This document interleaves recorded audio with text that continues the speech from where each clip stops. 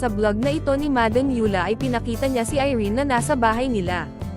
Naghahanda na sila ng hapunan at si Russell ang nautusang magsaing ng bigas.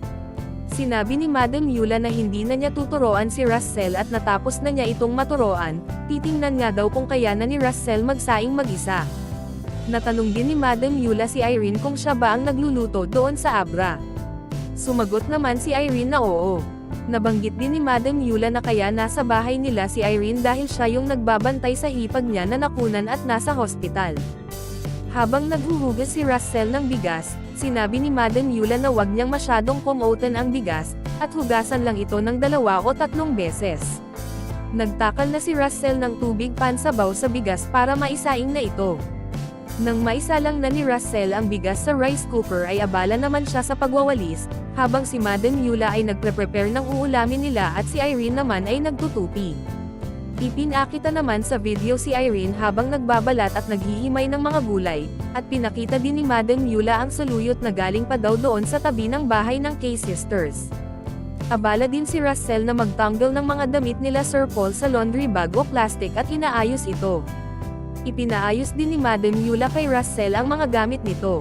At pagbukas ni Russell ng malita niya ay nakita ni Madam Yula ang nakatuping papel. Tiningnan ito ni Madam Yula at tinanong si Russell kung birth certificate ba niya ito. Sumagot nan si Russell na oo. Sinabihan ni Madam Yula si Russell na dapat may lagayan siya ng mga papers niya gaya ng birth certificate at mga ID at baka hanapan siya nito sa airport. Binigyan ni Madam Yula si Russell ng bag na mapaglagyan niya nito at sinabi ni Madam Yula na doon niya ilagay sa bag ang mga papers niya para madali itong hanapin. Habang abala pa si Russell sa pag-aayos ng mga gamit niya ay kumuha naman si Madam Yula ng plastic para doon muna ilagay ang birth certificate ni Russell bago ay ilagay sa bag para wag daw itong mabasa. Dagdag pa ni Madam Yula na dapat ingatan ito ni Russell dahil napaka-importante. Biniro pa ni Madam Yula si Russell na ang sosyal ng bag nito.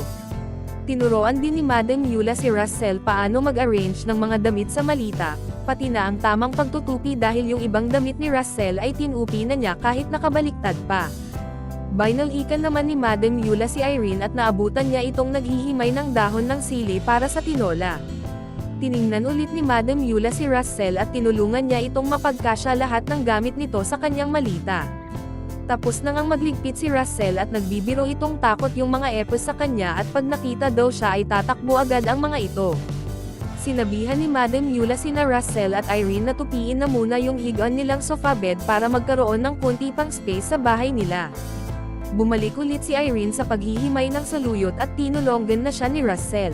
Tinawag ni Madam Yula si Irene para turuan ito paano gamitin yung lutuan nila. Tinawag din niya si Russell para ito yung magturo kay Irene. Sinabi ni Madam Yula na alam na ito ni Russell. Tinuruan na nga ni Russell si Irene kung paano mag-on at gamitin ang lutuan, at kung paano buksan ang exhaust fan. Sinabi din ni Madam Yula na magaling si Russell at mabilis lang ito matuto. Tinanong ni Madam Yula si Irene kung marunong itong magluto ng tinola. Sumagot si Irene na hindi, kaya sinabi ni Madam Yula na siya na lang ang magluto at titingin na lang sila Russell at Irene para matuto sila.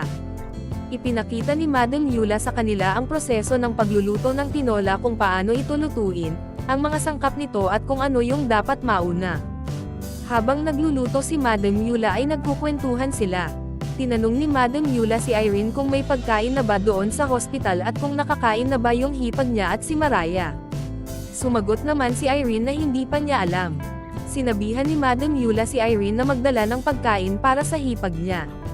Ipinakita ulit ni Madam Yula ang nakuha nilang saluyot sa tabi ng bahay ng K-Sisters na elalahok niya sa tinola.